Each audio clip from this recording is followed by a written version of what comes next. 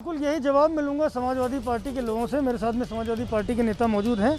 क्या लगता है कि ये योगी आदित्यनाथ गोरखपुर से चुनाव लड़ने जा रहे हैं? पूर्वांचल की सीट है, पूर्वांचल फतेह होगी ऐसा मानना है। 64% लोग यूपी न्यूज़ के सर्वे में ये कह रहे हैं कि अगर पूर्वांचल से गोरखपुर से लड़ते हैं तो बीजेपी को फ़ायदा मिलेगा पूरे पूर्वांचल में। क्या लगता है समाजवादी पार्टी को? सर देखिए, जहाँ तक योगी जी के चुनाव लड़ने का सवाल है, स्वागत है उनका पूर्वांचल में।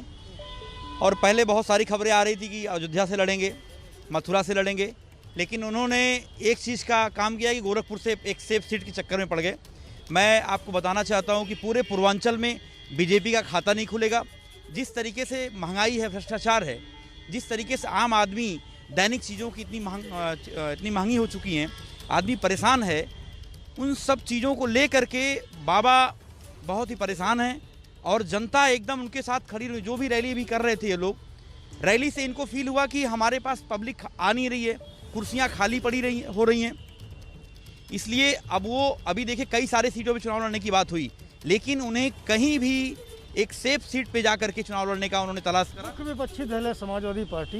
पूर्वांचल में आप लोग सीधी टक्कर दे रहे हैं। क्या लग रहा है मुख्यमंत्री योगी आदित्यनाथ गोरखपुर से अगर लड़ते हैं तो उनका फ़ायदा पूरे पूर्वांचल में बीजेपी को नहीं मिलेगा? क्या इतने बड़े नेता हैं मुख्यमंत्री? नहीं, कोई असर नहीं है।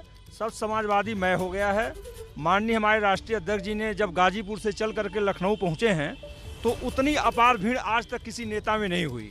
और भारतीय जनता पार्टी के नेता जब जाते हैं तो वह ब्लॉक स्तर से लेकर के सबको बटोरने का, कर्मचारियों को बटोरने का काम करते हैं। उनके पास जनता नहीं है। जी सिंह जी, क्या मानते हैं, कांग्रेस पार्टी से हैं आप, कि पूर्वांचल में बड़ी मजबूत सीट है, मुख्यमंत्री योगी आदित्यनाथ पूर्वांचल से आते हैं, गोरखपुर से अगर लड़ते हैं तो पूरे प्रदेश में और खासकर पूर्वांचल में फ़ायदा नहीं मिलेगा बीजेपी को? संजय भाई, मैं बिल्कुल आपकी बात को मैं सिरे से खारिज करता हूं कि योगी जी, वो भी भारतीय जनता पार्टी की सरकार और खुद मुख्यमंत्री होते हुए, वो इस समय अपने गृह जनपद, जो उनका वैसे तो गृह जनपद उनका उत्तराखंड में है, क्योंकि वहाँ पे मठाधीश्वर हैं गोरखपुर में, गृह जनपद उनका है। गृह जनपद में ही वो मजबूत नहीं है। ये तो मजबूत होते तो मैं आपको पास्ट में ले चलता हूँ कि जब 2014 में वो लोकसभा चुनाव लड़े थे और 2017 में जब उत्तर प्रदेश का चुनाव हुआ और वो आयातित मुख्यमंत्री बन गए, जबकि मुख्यमंत्री बनना किसी और को था। मैंडेट उत्तर प्रदेश में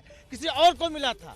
जबरदस्ती उन्होंने जिस बाहुबल, जिस दमदारी के बल पर उन्होंने सत्ता को हथियाया और उसके बाद वहाँ पे जो सांसद होते हुए उन्होंने इस्तीफा दिया। उपचुनाव हुआ। उपचुनाव में क्या हुआ?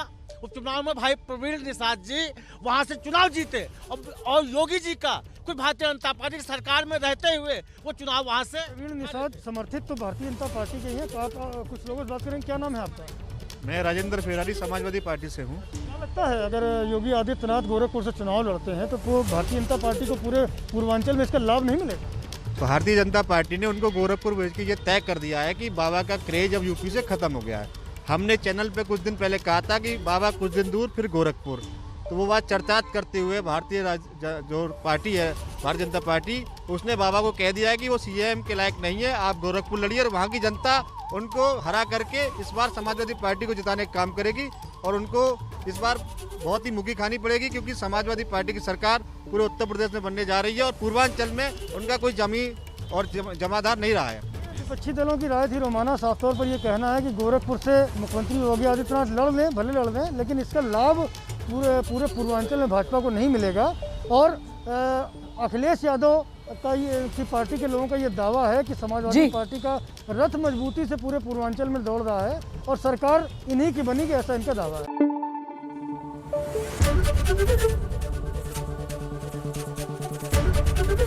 एबीपी न्यूज़ आपको रखे आगे।